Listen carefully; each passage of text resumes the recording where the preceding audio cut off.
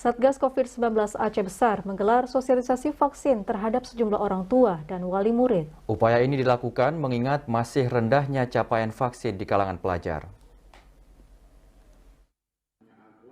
Pada saat menggelar sosialisasi vaksin bagi orang tua dan wali murid, pihak Satgas COVID-19 Aceh Besar menyampaikan vaksin aman dan halal, serta penting dilakukan agar para siswa dan tenaga pengajar tidak terpapar COVID-19.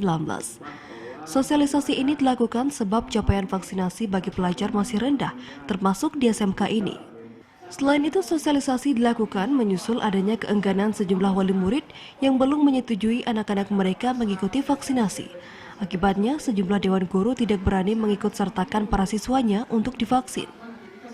Menurut Kapolsek Masjid Raya, sosialisasi merupakan salah satu upaya mempercepat capaian target vaksinasi di kalangan pelajar. Kondisi ini menyusul rencana pemerintah yang telah memberi keleluasaan bagi daerah untuk melaksanakan pembelajaran tatap muka.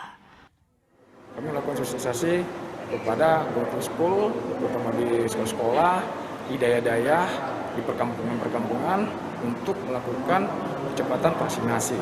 Dan dikarenakan vaksinasi kita lakukan khusus di sekolah-sekolah itu dilakukan dari tanggal 20 sampai tanggal 21, yaitu tanggal hari Senin sampai dengan hari Selasa.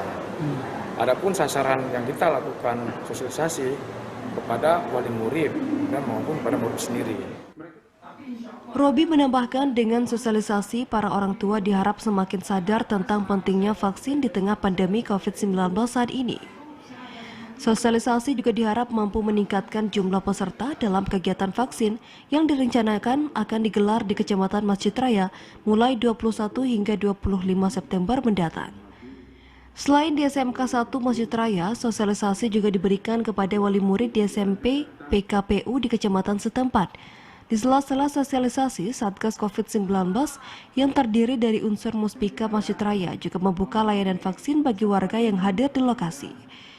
Dari Aceh Besar, Arman Konadi, TVRI melaporkan.